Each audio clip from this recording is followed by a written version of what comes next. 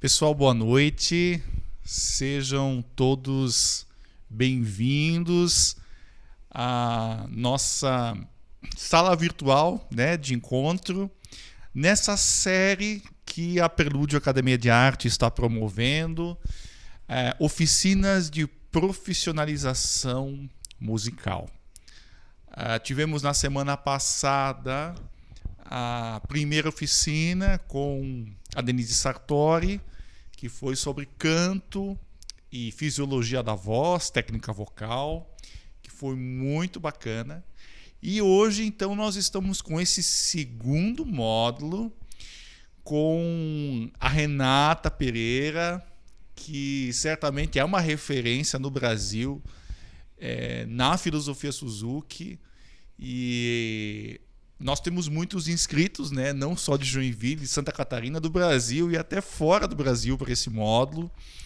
Então é com grande alegria que a gente recebe a Renata, né? Conheço a Renata há um tempo já e morou aqui em Joinville também, né? Acho que é natural daqui, depois ela pode nos falar isso também. Mas que bom rever tantos amigos aí na abertura, né? Vera, Carola, enfim, tanta gente querida do meio musical. Que bom que a gente pode se encontrar nessa noite, mesmo que de forma virtual.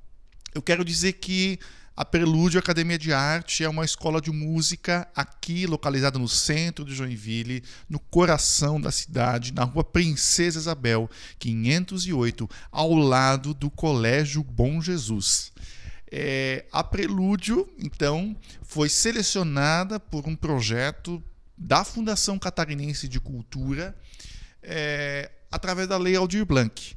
E foi este projeto proposto pela escola que está permitindo que nós estejamos produzindo esses módulos de profissionalização musical.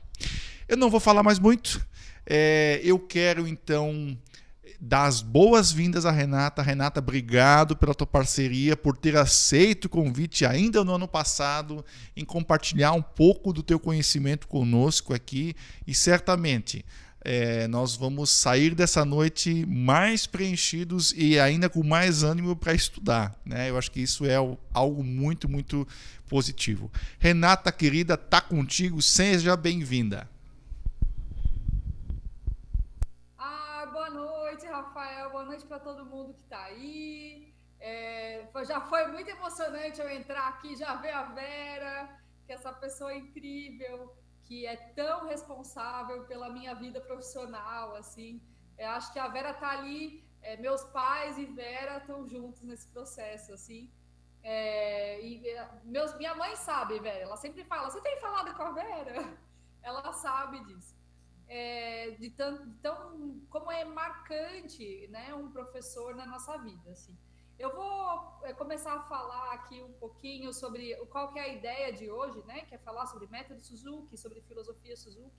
Mas já que a Vera está aqui, acho que é importante dizer o qual é importante essa figura do professor, já que vamos falar de educação musical, né, na educação musical, assim.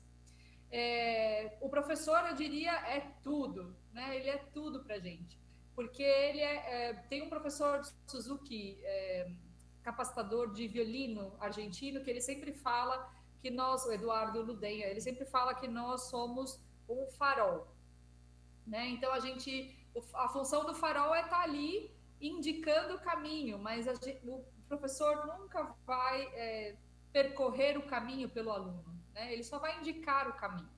Ele está ali dizendo, é por aqui, né? Esse o papel de iluminar mesmo esse caminho para o aluno. Então, eu não fui uma aluna Suzuki, acho que é importante deixar claro isso, né? Minha formação musical não foi através do método Suzuki, mas sempre que eu vou oferecer os cursos de capacitação pelo método Suzuki, sempre que eu vou falar sobre isso, normalmente é natural eu fazer uma reflexão sobre como eu fui formada na educação, na música, né? E aí, olhando para trás, eu falo, não fui uma aluna Suzuki, mas eu tive a sorte de ter excelentes professores no meu caminho, assim. E a Vera foi minha primeira professora de flauta e foi a grande responsável por eu ter escolhido minha carreira. E daí eu diria, foi a grande responsável por eu ser feliz, porque eu faço aquilo que eu mais amo na vida, assim. Então, Vera, qualquer coisa que eu falar aqui hoje é sobre a minha construção como professora e tal, mas saiba que você está presente, assim, muito presente, não é só um pouquinho presente nesse processo, porque é fundamental todo o trabalho que você fez.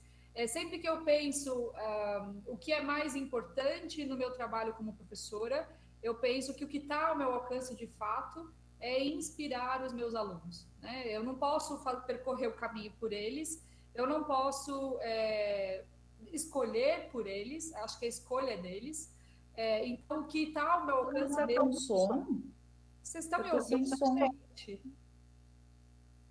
Carola, está ouvindo? Os sons dos instrumentos musicais. Oi, oi. Vamos escutar. É que aí eu acho que tem que desligar o Quais microfone, cara. instrumentos musicais estão atrás da cortina? Acho que a Carola está sem áudio lá, né? Todos me ouvem? Sim? Normal? Tá.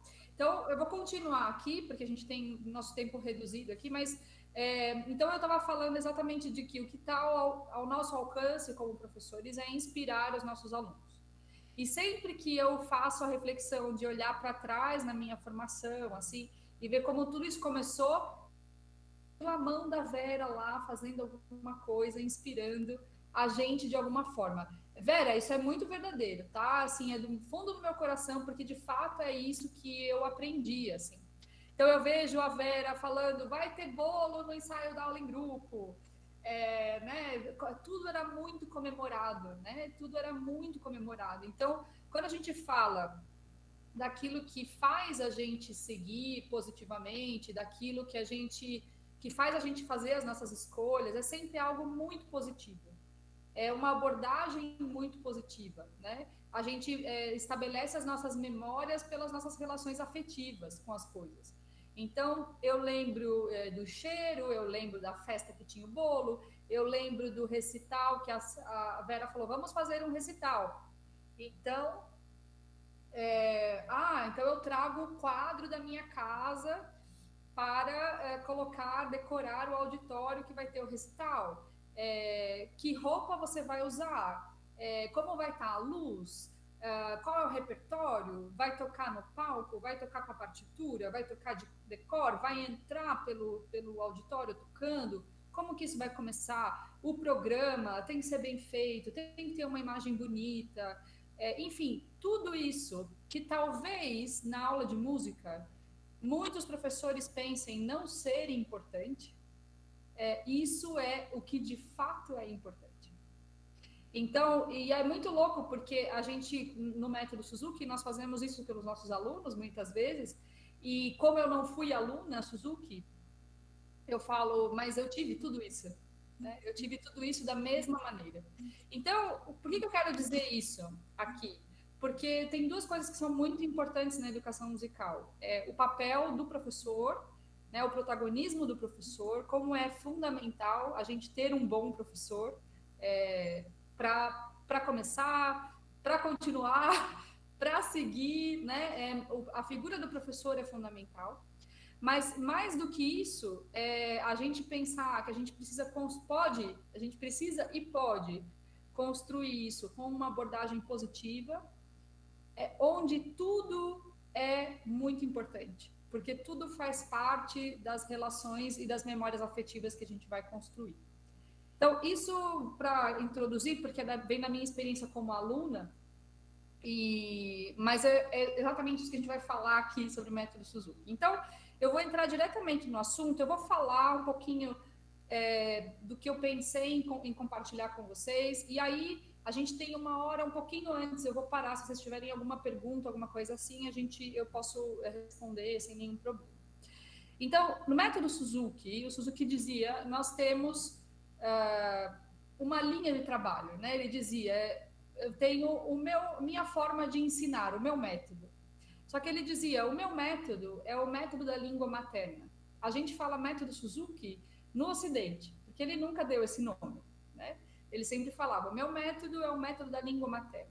Então, as crianças vão aprender música. Se a gente encarar a música como linguagem, né, como língua, as crianças vão aprender música da mesma maneira que aprenderam a sua língua materna. Aí ele fez essa reflexão, bem resumidamente, assim, pensando: qual é o primeiro passo? Né? O primeiro passo é ouvir, depois é imitar, né? Depois é se arriscar, experimentar, fazer, repetir, né? E tudo isso dentro de um ambiente com uma abordagem positiva, porque quando uma criança começa a tentar falar as primeiras palavras, ela sempre tem um reforço positivo. Sempre falou ela queria dizer maçã, tô com fome, mas a mamãe falou, eu disse mamãe. E é muito comemorado. E às vezes a criança só repete porque ela viu uma reação inusitada naquele adulto. E ela quer ver de novo aquela reação. Né? E por isso ela repete. Então, esse foi o pensamento do Suzuki.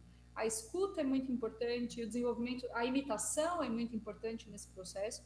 Então eu vou ensinar violino para crianças da mesma maneira. Porque se aprender uma língua é algo tão complexo, é uma habilidade tão complexa, aprender violino, no caso dele, também é algo complexo. Então, pode ser que dê certo. Foi isso que ele fez. Ele experimentou isso.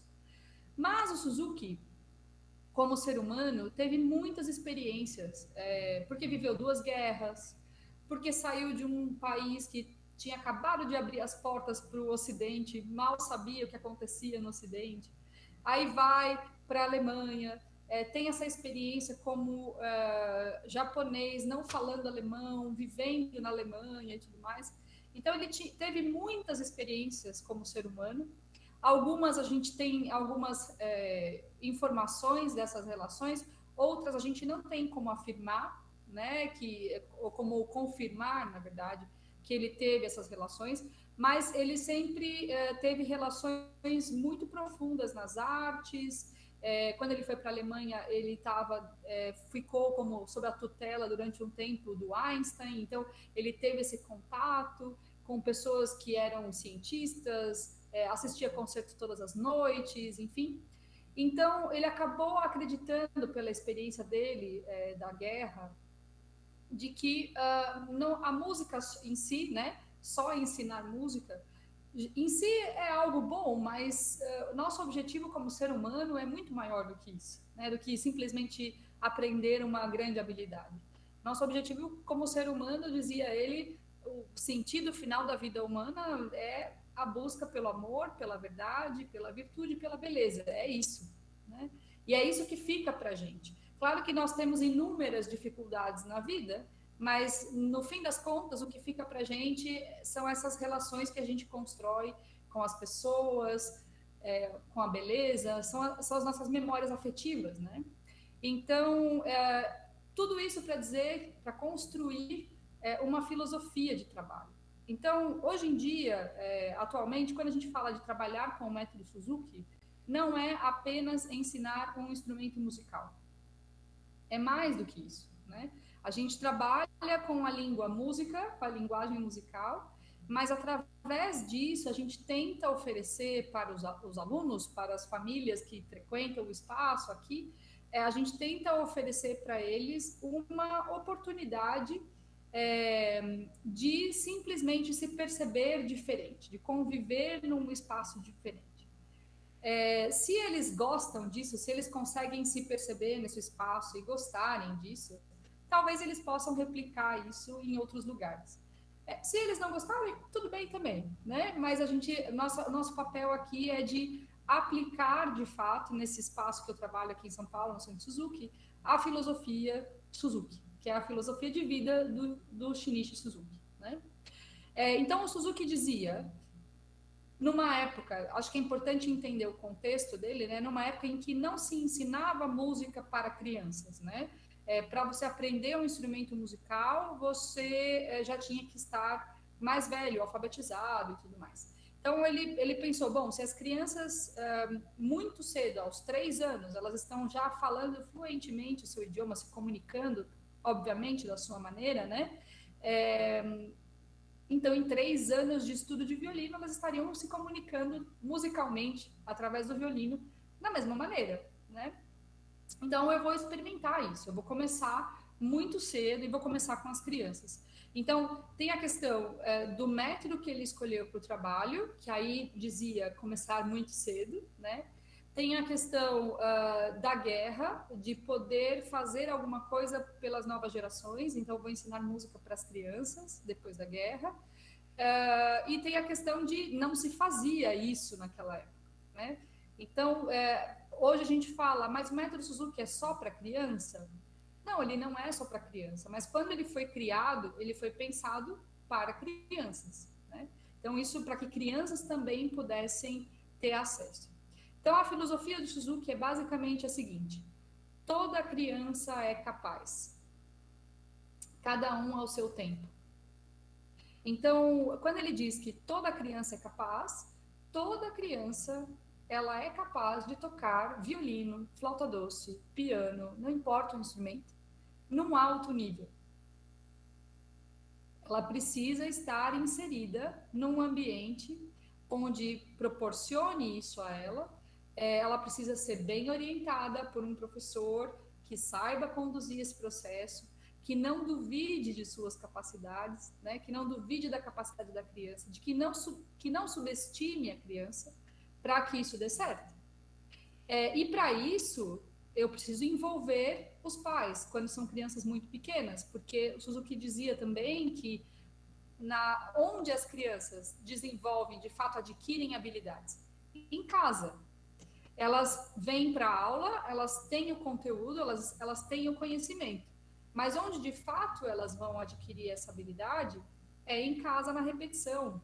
Porque eu conhecer uma nova palavra pela primeira vez, eu só vou, de fato, aprender aquela palavra e o contexto, enfim, tudo que está relacionado àquele símbolo, se eu começo a visualizar isso em outros ambientes, ou seja, com repetição. Não sei se já aconteceu com vocês, mas com certeza já aconteceu, porque isso é natural acontecer. Você está estudando um novo idioma, você aprende uma nova palavra. A partir do momento que você aprendeu, parece que essa palavra sempre esteve ali e você nunca percebeu. Ela começa a aparecer em outros lugares. Você fala, que estranho. Antes eu nem sabia que essa palavra existia, agora eu vejo essa palavra em todos os lugares, né? Isso é muito comum na linguagem. A mesma coisa com a aprendizagem das crianças. Então, a ideia eles têm a orientação, voltam para casa e repetem isso durante a semana. Só com a repetição, elas de fato adquirem essas habilidades, né? Então, em se tratando de crianças muito pequenas, eu preciso que os pais estejam envolvidos, porque como eu faço uma criança de 3 anos tocar flauta em casa todos os dias? Né? Só se o pai, de alguma maneira, criar um ambiente favorável para isso em casa. De outra maneira, talvez a criança diga, agora eu quero brincar de flauta, eu quero tocar flauta, mas isso não vai ser constante, ainda mais hoje em dia que a gente tem milhares de diferentes estímulos para a criança em casa, né? Então alguém tem que dizer, agora eu vou brincar de flauta, senão isso não vai acontecer, né? Então a gente precisa envolver os pais. Para que a gente precise envolver os pais, consiga envolver os pais nesse processo, a gente precisa educar os pais. Porque muitos pais não começam ou não se engajam nesse processo porque eles dizem, eu não entendo nada de música, eu nunca estudei música, então eu não sei como ajudar. Então, se ele vem e faz a aula junto, se ele assiste a aula junto, eu consigo tirar essa desculpa, porque eu estou também educando. Agora você sabe, você fez junto, você assistiu o seu filho fazendo, então é só repetir isso em casa. Então ele consegue fazer isso em casa.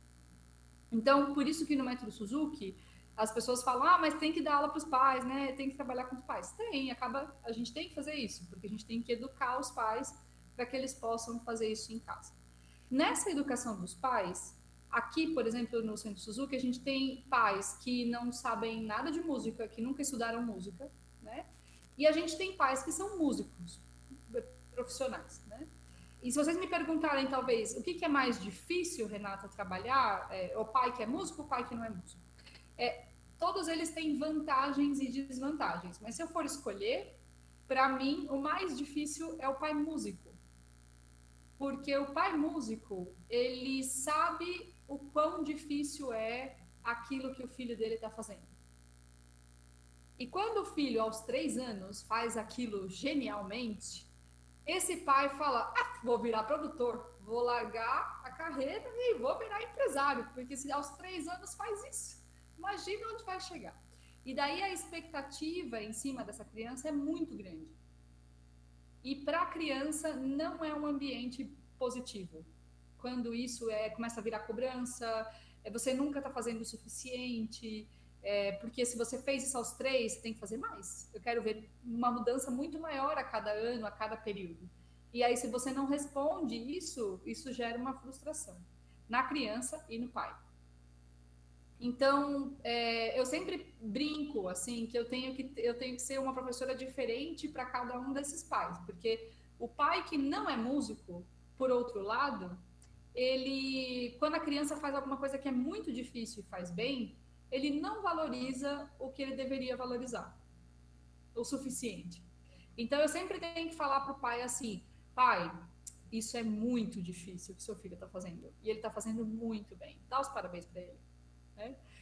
Eu tenho que guiar esse processo. O pai que é músico, eu tenho que dizer, tudo bem, pai, a escolha é dele. Eu tenho que segurar essa expectativa. Então, para mim, o mais difícil é o músico. Até porque, muitas vezes, o músico aprendeu de uma determinada maneira e o filho está aprendendo de uma maneira diferente. A mesma coisa, mas de uma maneira diferente. E aí ele acha que está faltando conteúdo, ele acha que tem que ser desse jeito, foi assim comigo, é mais fácil assim. E aí, às vezes, ele passa por cima do processo da criança. Então, é importante a educação dos pais por uma série de coisas, mas a gente tem que entender o que cada família precisa para que isso possa ser bem sucedido. E sempre respeitando o aluno, né, a criança. No método, isso filosofia, toda criança é capaz. Então, isso significa que, então, música não é só para quem tem talento? Acho que, na minha opinião, isso bem pessoal, assim, é a maior contribuição do Suzuki. Ele acabou com essa história do talento, né? Então, todo mundo pode. Todo mundo pode. Mas, Renata, não, mas tem aquela pessoa lá que toca muito bem, aquele outro não toca tão bem. É só uma questão de quais habilidades essa pessoa tem e quais habilidades essa tem. Quanto tempo para desenvolver essas habilidades? Mas se todas elas forem orientadas da mesma maneira e tiverem um ambiente favorável, elas sim podem ter a mesma qualidade, né? As mesmas habilidades, o mesmo nível de habilidade, né? Isso não é um problema. E isso o Suzuki provou com todos os alunos dele. E com todos os alunos Suzuki que tem pelo mundo, né? De ambientes muito diferentes, de professores muito diferentes, e todos eles tocam bem. Aqui no meu espaço e da minha experiência, eu falo para vocês, talvez vocês me perguntem, que é uma pergunta recorrente de professores, quanto tempo leva para um aluno seu fazer o livro 1? E aí eu falo, cada um tem o seu tempo. Como professora, de todas as experiências que eu já tive, obviamente que eu tenho o aluno que fez em menos tempo e o aluno que fez em mais tempo. Mas tanto o menor tempo quanto o maior tempo, sempre vai mudar para mim, porque eu sempre tenho novos alunos. Então, eu sempre tenho experiências diferentes. Mas eu tenho como professora essa margem, né, de quanto tempo leva, mais ou menos, o menor tempo e o maior tempo. Mas o que eu posso dizer para vocês, que é isso que eu estou tentando explicar para vocês em relação a Todo Mundo é Capaz, é que a criança que fez em menor tempo o livro 1 e a criança que fez em maior tempo, quando ambos terminaram, tocaram com a mesma qualidade o mesmo repertório e adquiriram as mesmas habilidades. E daí eu falo, daí talvez vocês possam me perguntar, não, mas daí aquele que levou 5 anos tem menos talento do que aquele que levou 3 meses, né? Por exemplo. E aí eu digo para vocês, no palco, na vida real da música, ninguém te pergunta quanto tempo você levou para tocar aquela música. Se você vai lá toca, dá o seu recado, toca bem e emociona, as pessoas, o que elas vão te falar é: nossa, adorei o seu concerto. Nossa, que linda aquela peça. Nossa, que incrível. No máximo, elas podem te perguntar: você estuda desde criança? Há quanto tempo você estuda? Mas não é quanto tempo levou para você preparar esta peça? Ou em quanto tempo você aprendeu essa música? Isso é muito raro, essa pergunta. Porque, na verdade, o que importa é aquilo que emociona, aquilo que a gente vê.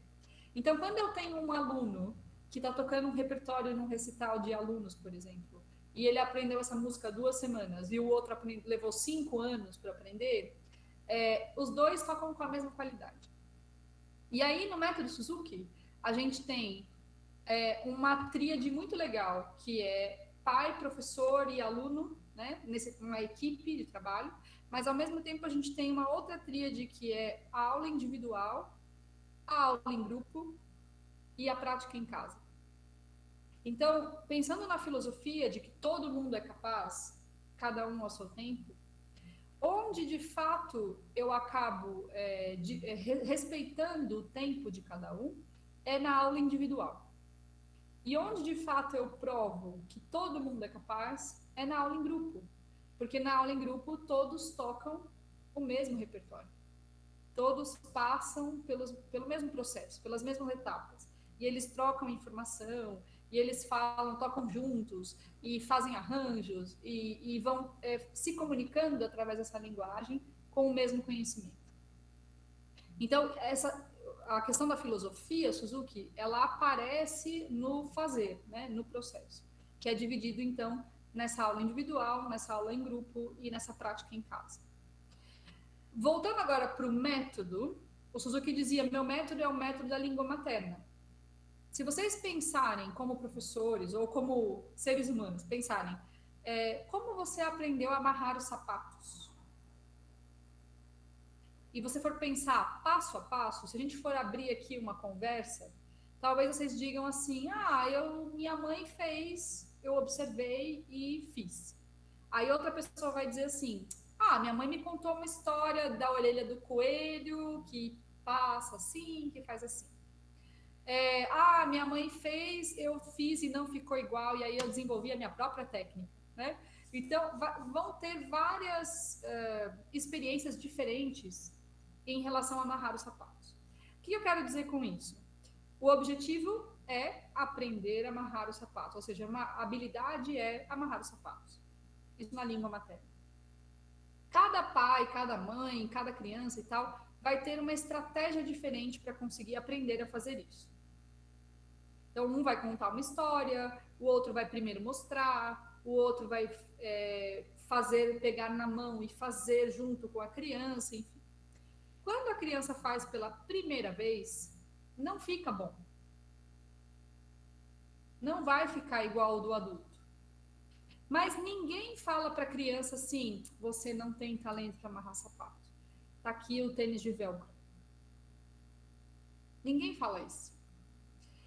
E mais ainda, né? Pelo contrário, você sabe que não ficou bom e você tem a certeza que ele vai ter que amarrar o sapato todo dia. Com a prática, vai ficar bom. Ele vai conseguir fazer. Você não duvida da capacidade dele. E, por outro lado, a criança, neste ambiente crédulo de suas capacidades, ela também não duvida que ela não consiga. E ela vai e faz. Na música, a gente às vezes faz o oposto, né? No ensino de instrumento. Quando a criança tenta e não consegue, muitas vezes o adulto julga que ela não tem a facilidade, que ela não sirva para isso, que ela não tem o talento. Dessa maneira, às vezes você não fala, mas você sente ou você demonstra isso, você cria um ambiente que não é crédulo, né, nas capacidades daquele aluno. Então, já vai ser difícil para ele conseguir passar por esse obstáculo e aprender. Né? E cada professor usa uma estratégia diferente. Um professor conta uma história, outro professor toca, outro professor resolve pegar na mão do aluno e ver como ele está fazendo, enfim. Cada professor acaba escolhendo uma estratégia, né, de ensino. Então, esse é o método da língua materna. E pensando nisso, a gente pensa que a gente vai fazer isso passo a passo. Qual é o primeiro passo? Qual é o primeiro passo para ensinar a amarrar o sapato? É ter o sapato. Ok, ter o sapato. Então, se eu for trazer isso para o instrumento, ter um instrumento. Qual é o segundo passo? Ter um instrumento adequado, ou ter um sapato adequado. Então, não adianta eu querer ensinar uma criança a amarrar um sapato com um tênis, um sapato tamanho 40. Ela tem que ter um calçado que seja o tamanho dela. A mesma coisa para o instrumento, né? Não ser um instrumento muito pesado, não ser um instrumento muito grande, ser um instrumento adequado para a criança. Depois, o que a gente faz? A gente dá uma referência, né? A gente toca, a gente mostra como faz. Depois a gente fala, encoraja o aluno, agora é a sua vez, tenta. Né? Então agora você toca, você imita, você repete, né? E você vai reforçando positivamente para que ela queira continuar fazendo aquilo. Então, se vocês quiserem experimentar, né, trabalhar com o método Suzuki e quiserem entender como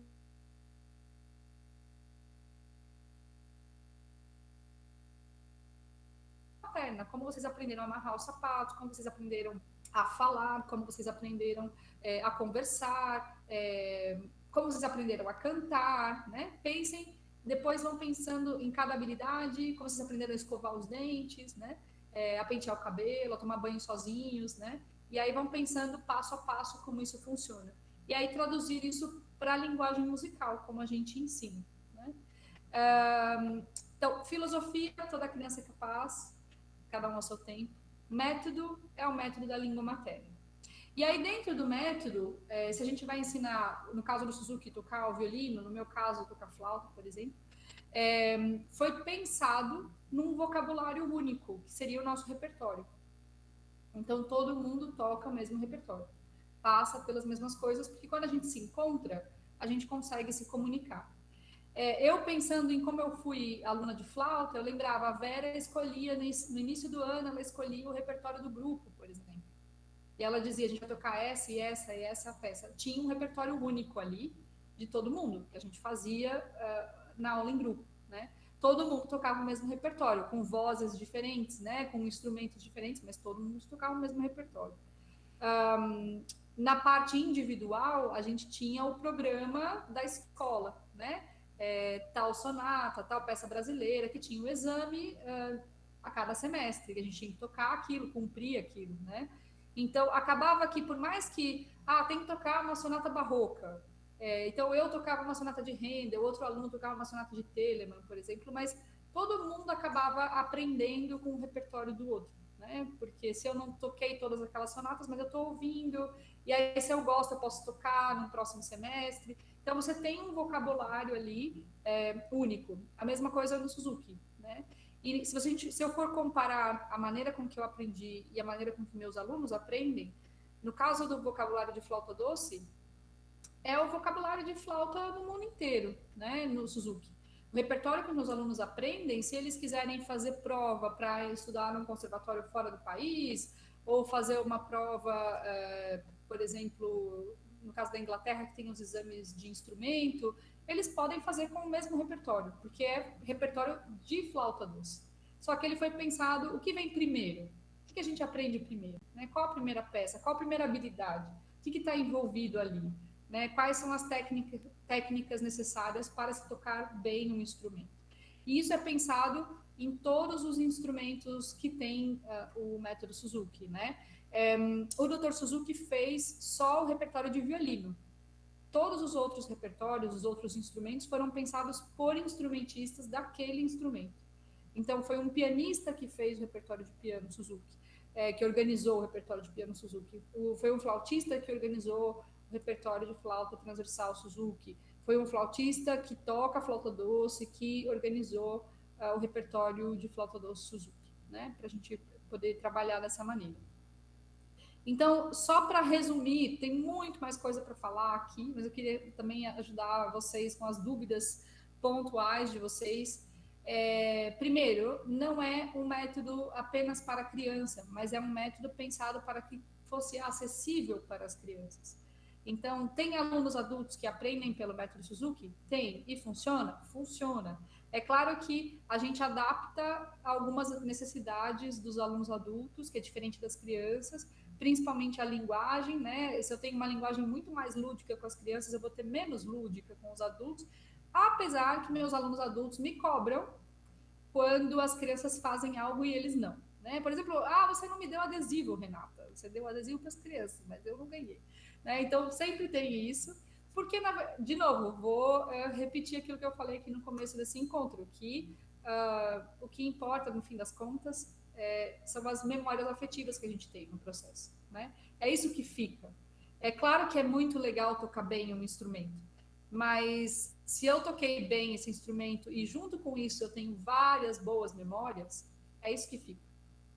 Né? Então, assim, aqui, agora eu tô ferrada, porque a Cristiane Patrícia trabalha comigo, a Vera conhece, Cristiane Pinho, do violino, e aí toda vez que a gente se encontra, a gente fica aqui falando, lembra aquela vez na Casa da Cultura? Lembra, toda vez, né? E aí, uma coisa que a gente fala muito em reunião de professor aqui, e a Cristiane fala para os outros professores aqui, e ela olha para mim, tipo, você sabe do que eu tô falando? Tudo era muito comemorado. Né? Na Casa da Cultura. Tudo era muito comemorado. E é isso que fica na nossa memória. Então a gente tem que comemorar as coisas boas. E o Suzuki dizia, é muito importante ter uma abordagem positiva, porque na língua materna é assim. Quando a gente está aprendendo a se comunicar com o mundo, com as pessoas à nossa volta, a gente sempre tem uma abordagem positiva quando a gente tenta alguma coisa daquela linguagem. Quando a gente tenta se expressar, sempre tem uma abordagem positiva, um reforço positivo, um encorajamento, né? Porque é assim que a gente aprende, são as nossas memórias afetivas que nos ajudam a lembrar e nos desenvolver e adquirir habilidades. Então, esse é o pensamento bem resumido do Suzuki. Só uma coisa, mais uma coisa pontual do método Suzuki que tem a ver com a língua materna, é o treino que a gente faz muito profundo do ouvido, da memória e da intuição. Então, os alunos Suzuki aprendem de ouvido? Sim. Tocam decor? Sim. Né? E como a gente vê essa questão da intuição, né? Quando eles adquirem essas habilidades por experiências anteriores e quando a gente precisa que eles demonstrem que essas experiências, essas habilidades foram de fato adquiridas, a gente propõe uma situação e eles conseguem propor soluções para determinadas situações que você fala, nossa, eu nunca pensei que ele fosse conseguir fazer isso. Como, por exemplo, na minha última aula em grupo aqui de uma turma, no sábado passado, eu brinquei de qual é a música. Então, eu colocava a introdução de uma música que eles tocam. Eles não lembravam o nome da música, nem o compositor, mas sabiam tocar todas as músicas em qualquer tom. Aí você fala, ok, que habilidades estão envolvidas ali?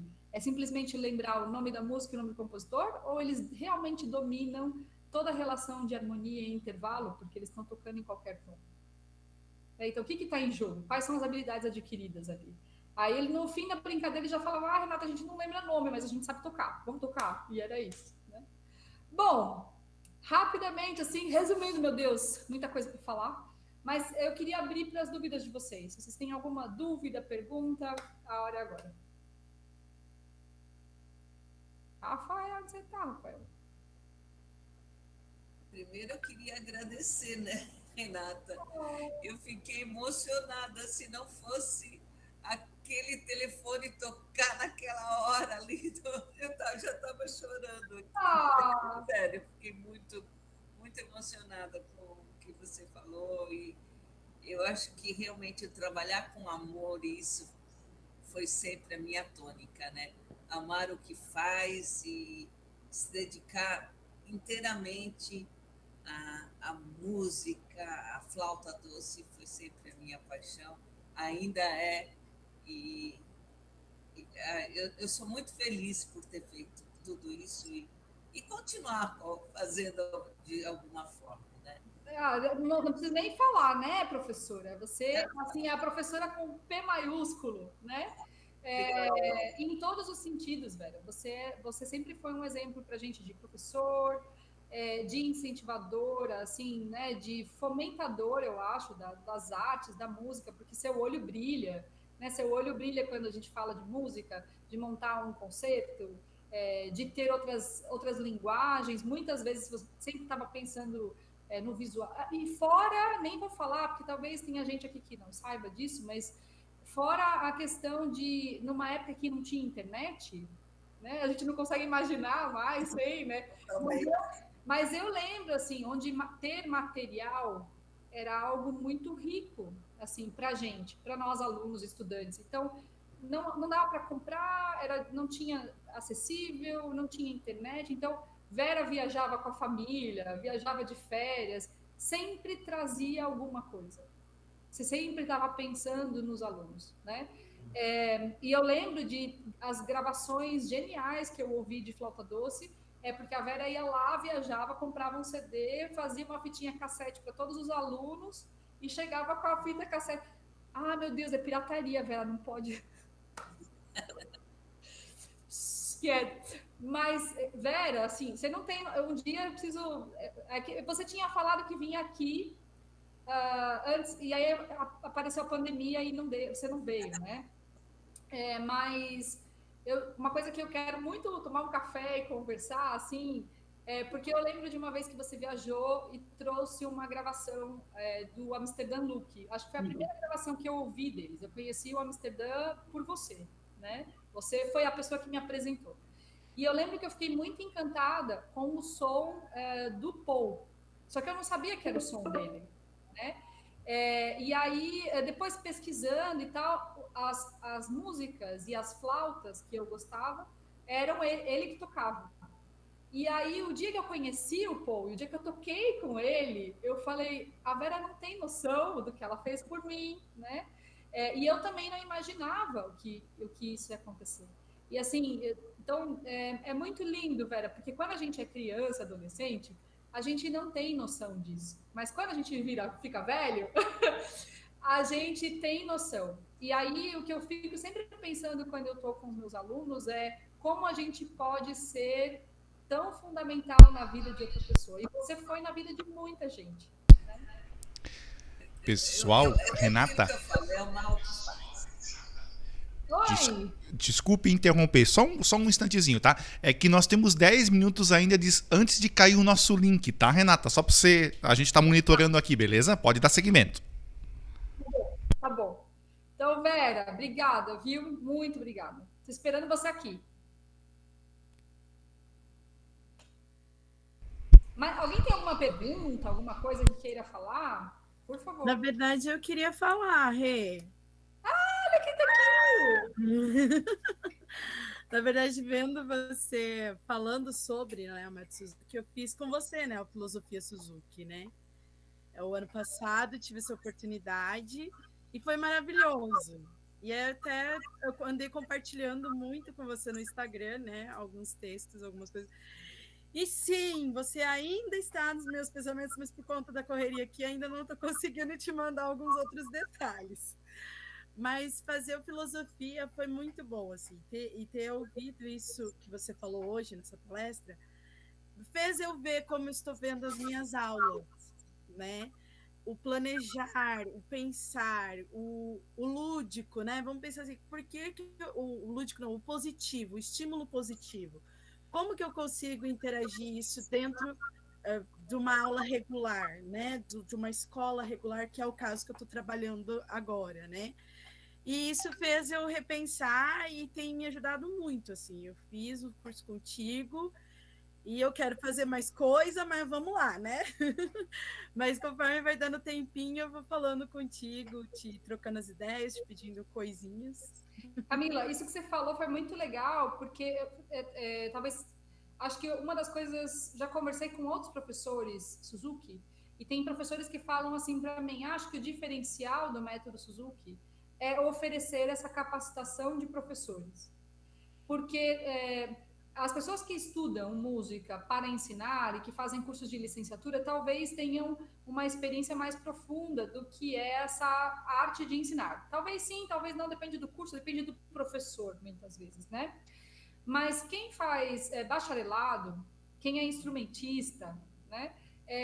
Às vezes quando vai ensinar, não tem nenhuma noção de como fazer isso e vai fazer como aprendeu. Esse é o caminho mais natural. Se teve a sorte de ter aula com a Vera, que foi o meu caso, vai fazer, intuitivamente vai fazer direito, né? Mas se não teve esse privilégio, assim, e não teve uma formação muito legal, vai replicar um caminho que não é muito positivo, que não vai ser tão efetivo, talvez, né?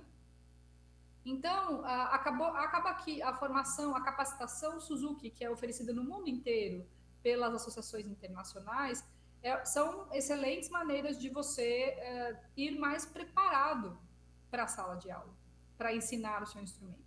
E aí talvez vocês falem para mim assim, mas eu posso trabalhar com outras pedagogias musicais. Claro que pode, mas eu acho que o Suzuki, a diferença dele é que ele é de fato aplicado para o ensino de um instrumento.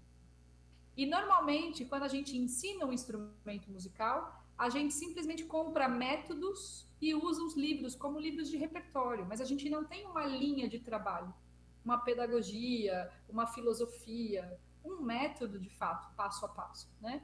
E o Suzuki fez isso por todos nós e a gente tem isso em vários instrumentos hoje. Então, eu sempre penso em não reinventar a roda, sabe? Eu sempre penso em fazer melhor. Se alguém já pensou nisso por mim e funciona no mundo inteiro, por que não experimentar, né? Quando eu fiz meu primeiro curso de capacitação, Suzuki, não tinha os cursos no Brasil, né? Eu fui para os Estados Unidos a primeira vez fazer. A Vera foi uma das pessoas que super me incentivou aí, me ajudou e falou, não, você tem que ir, vai ser bom. E me ajudou e me deu maior força, assim, para sair, né, ir para os Estados Unidos fazer o curso. E foi muito legal, porque é isso, assim, é de organizar como você vai ensinar música através de um instrumento, ou mais que isso, como você vai ensinar o seu aluno a se expressar musicalmente através daquele instrumento. E é bem isso que eu tenho sentido, só que eu faço com as crianças na musicalização, né? E você levar é que nem você falou, pensar no passo a passo, né? Faz com que a gente idealize e faz a concretização a partir do momento que você faz o processo do passo a passo escrito ou na sua cabeça. E é isso que eu tenho visto com os meus, né? Com as crianças, e o trazer o estímulo positivo também para a sala, assim, não só, vamos dizer assim, um jogo ou alguma coisa, mas a nossa postura, o falar, a forma de incentivo mesmo do próprio professor, né? Que às vezes a gente, em outras, né, pensando lá para trás, mas você fez errado, tá errado aqui, tá errado ali. Mas não saber fazer a correção também, né? Acho que foi uma das coisas que eu sempre falei para você na filosofia, e eu consegui repensar isso e mudar as minhas formas também. Então, ele abre, assim, né? Ele faz não só para os instrumentos, mas acho que nem você falou, para todos os instrumentos, inclusive para a musicalização, né? E também tem uma outra coisa que hoje em dia, com a quantidade de estímulos que a gente tem, de coisas que a gente tem para fazer, se o estudo também não é super objetivo e efetivo, né?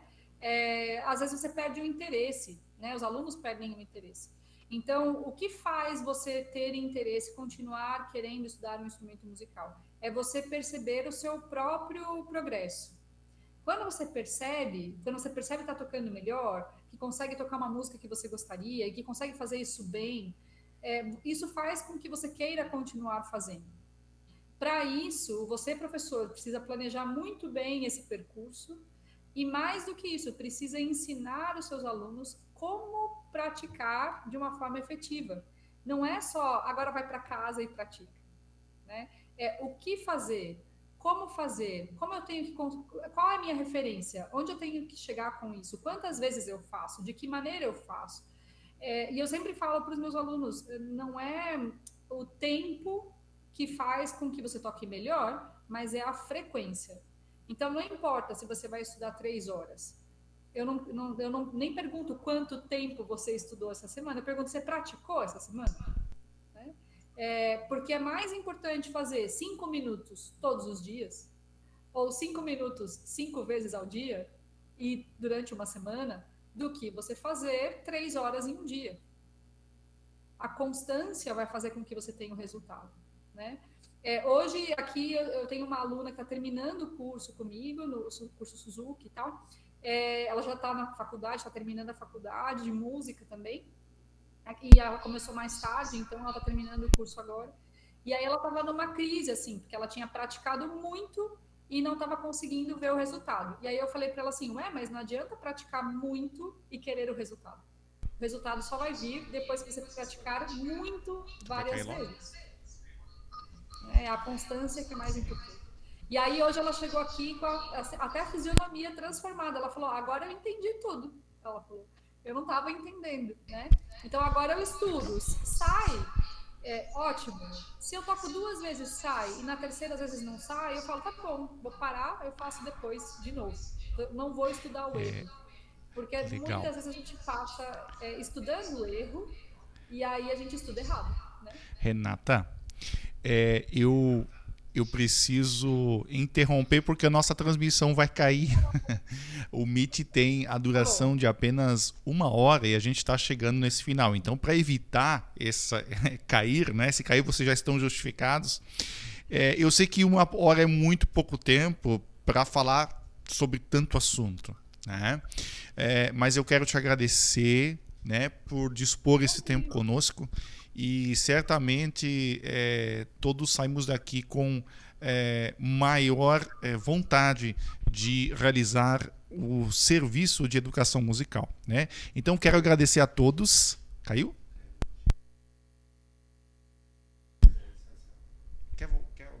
Tá. Então assim, nós estamos ainda no YouTube, né? Na transmissão no YouTube. Concluindo, né? Aquelas pessoas que se inscreveram no curso e quiserem um certificado de participação, vocês precisam enviar um e-mail para contato@preludioacademiadearte.com.br, ok? E lá vocês podem então estar solicitando o certificado do curso de hoje e também dos cursos que ainda virão. Tá certo?